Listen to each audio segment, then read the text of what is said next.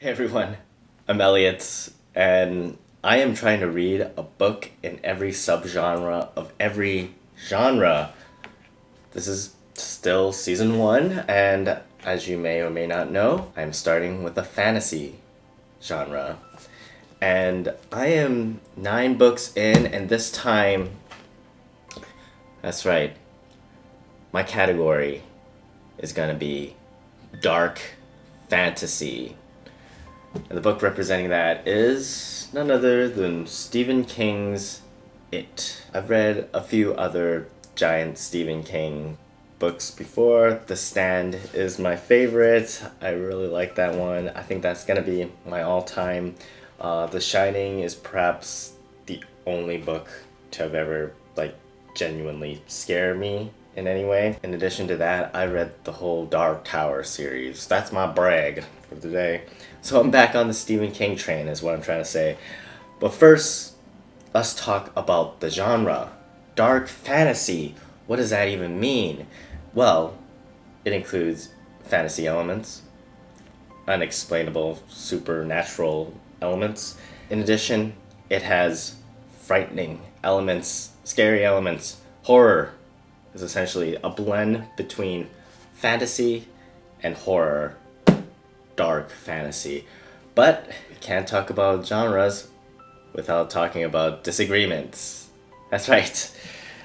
There are 2 camps of dark fantasy thinkers. There are people who think that, okay, so if an scary, unexplainable, supernatural element frightens people in the real world, that is not considered dark fantasy. That is still considered contemporary fantasy or low fantasy.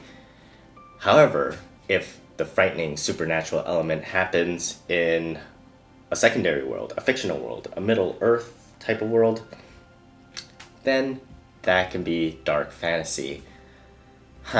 So if that's the argument, then this might not be dark fantasy, but I'm not going to go with that definition. I'm going to go with another definition. I'm going to go with the definition from Charles L. Grant, the American novelist, one of the pioneers of dark fantasy. So I feel like we could trust this guy. We could go with what he said. And this is what he said. He says, "A dark fantasy is a type of horror story in which humanity is threatened by forces beyond human understanding." I think that's a pretty good definition. I think, haven't read it. I haven't seen any of the movies either. Right on, I'm gonna say it. I think that might capture it pretty well as someone who only knows the clown stuff, the Pennywise. That's all I know. So overall, I am incredibly intimidated to start reading this book after I just finished The Wind-Up Bird Chronicle by Haruki Murakami, and that book is 600 pages long. This is... I should get started on this then. I'll talk to you guys around the midway point where I will have a good understanding of what's happening in the book. I'll check in with you, let you know my impressions, how I feel about it before I wrap up how I really feel about the book. Okay, I'll check back in with you right now. Heavy book. And this couch really sinks in too. It has been a long time since I have done one of these again. It has been over a month, 6 weeks. Still working on this book, It by Stephen King. I am finally about halfway through. If I feel like in terms of page count, I've read 2 books in this time.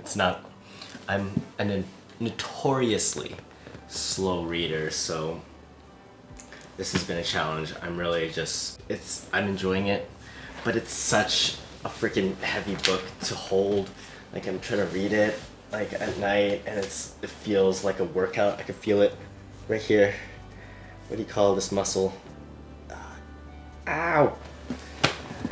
So, chipping away at this book, and there is a lot to talk about.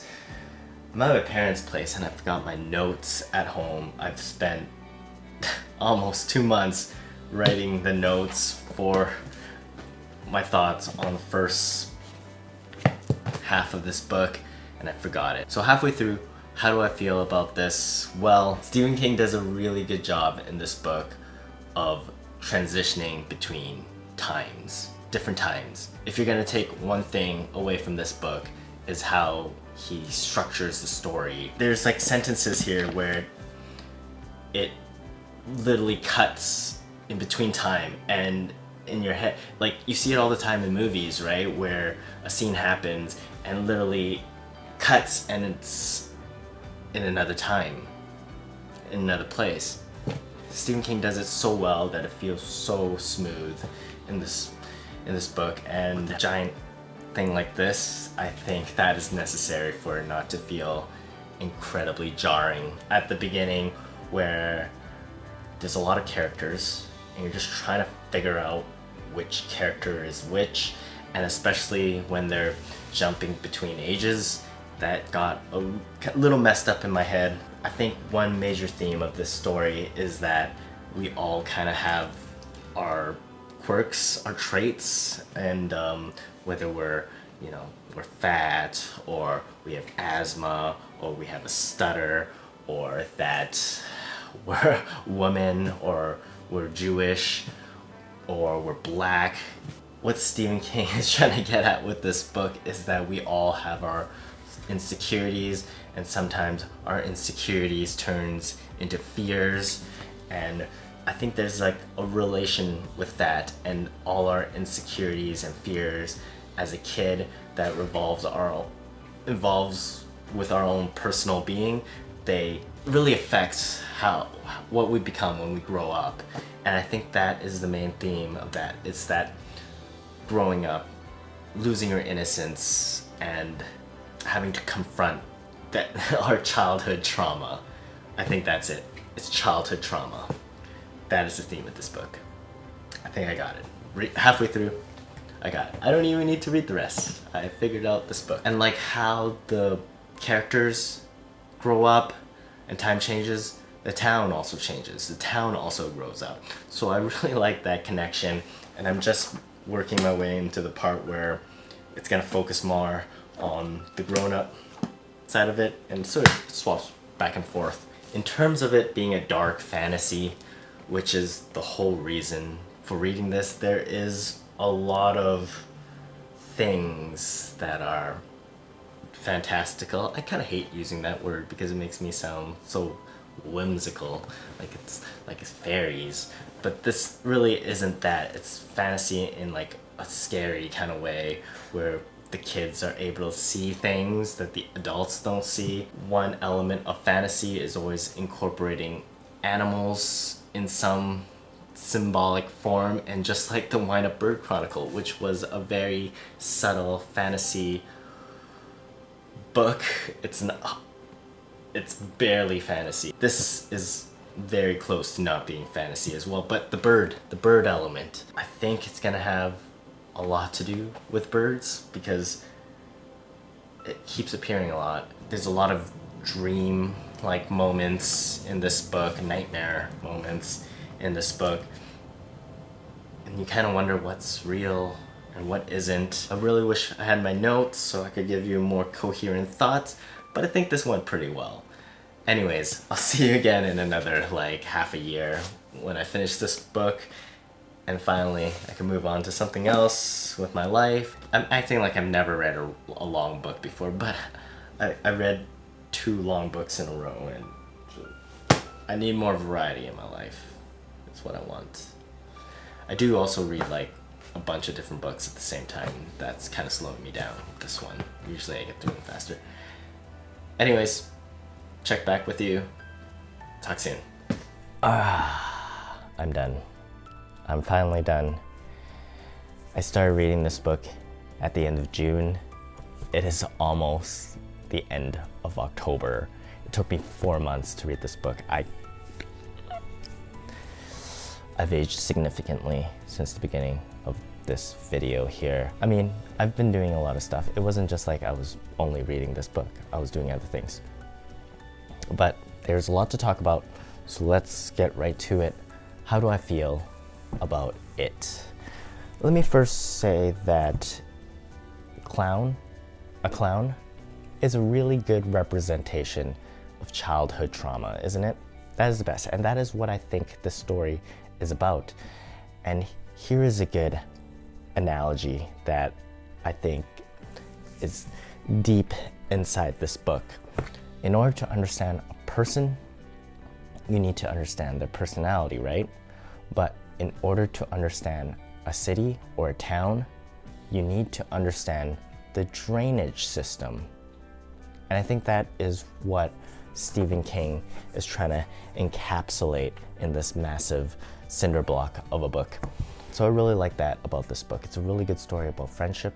One of the most, I think, genuine story about like a group of friends that I've ever read. And it plays with memory so well. Bill, the kid with the stutter, and he's trying to remember his past, but there's this phrase in the back of his mind. It goes something like, he throws his fist against the post and insists he still sees the ghost, something like that. And it's like, why do I keep remembering that? Why do I keep remembering that? And it goes back to his childhood when he had the stutter and he had to say that phrase over and over again as if he's working the muscle to overcome that stutter. That is so fascinating. Stephen King has always been really interested in the disturbed mind, serial killer aspect. So I think that is explored in a very interesting way, in a fantasy possessed by a monster kind of way, which leads us to the next part that I want to talk about, the fantasy element of the story. After all, it is supposed to be representing dark fantasy. Means there's evil that can't be explained. Is there evil that can't be explained? Yeah. I can't explain Pennywise through science. He does remind me of another mythological creature, and that is the Bogart from Harry Potter. You probably made that association as well if you have read the two books, Harry Potter and The Prisoner of Azkaban, and this one. That creature kind of sounds similar. There is a lot of animals in the story. He uses animals a lot. For example, the turtle and the spider at the end, and birds are referenced throughout this book. I'm not sure what these animals symbolize. This is a really long book, over 1,100 pages. It took me 4 months to read. Despite it all, I feel like one chapter overshadowed all of it. It almost made everything irrelevant. If you've read It by Stephen King, which you're watching the video until this point, so I'm making an assumption that you have, you probably know which scene I'm talking about. I'm talking about the weird children sewage orgy scene. When I was reading that, I literally couldn't believe what I was reading because it felt so detached from what I've read before. Like 900 pages didn't lead me to that point. And Stephen King is not known to stick his landings with the stories. And I get what he's doing. And it's probably very clever, and I'm sure he pat himself on the back for it, that it represents doing it brilliant. It's just, I don't know if this book was the right place to make that sort of risque maneuver, to add that into it. Just doesn't add to it. Sure, you could say that it was disturbing. This is supposed to be a disturbing book, and it executed it greatly. I felt very uncomfortable, and that's what good art does. It disturbs the comfortable and it comforts the disturbed. I'm a little torn. I'm not sure how I feel about it. I am, on one hand, really impressed by it because it's really interestingly done. On another hand, I don't think it helped the story. That is how I feel. It overshadowed so many other events in the story, and there wasn't really a clear lead up to it. It feels forced. As someone who's now living in the PC world, this was written in the 1980s, so it was probably handled a little bit differently. But I don't think I would be able to write something like that today. I don't think it would fly. And when you're reading a novel that is over 1,000 pages long, it's a shame when something like that happens. I guess you want to have one key moment to stick in your brain, and I guess that one's gonna stick in my brain. So it's not the clown. It really isn't the clown. It's that one scene. Maybe it's me. I was very surprised. I was very surprised. So would I recommend it? I would. I feel like if you're writing a story about time jumps or memory, I feel like this is a really good textbook on how you can approach it story-wise. Not perfect, definitely not perfect, but it is a very enjoyable read for the most part. I think a good representation of what dark fantasy can be. Dark, low fantasy, or low dark fantasy. Either way, that's it. Once again, I'm Elliot. I'm reading a book in every subgenre of every genre. And if there's a book that you want to recommend, or if you have some thoughts about it, please let me know in the comments below. I love to hear your thoughts. And if you want to follow me on this journey, please subscribe. That'd be a nice thing to do. All right, I'll see you in the next video. All the best.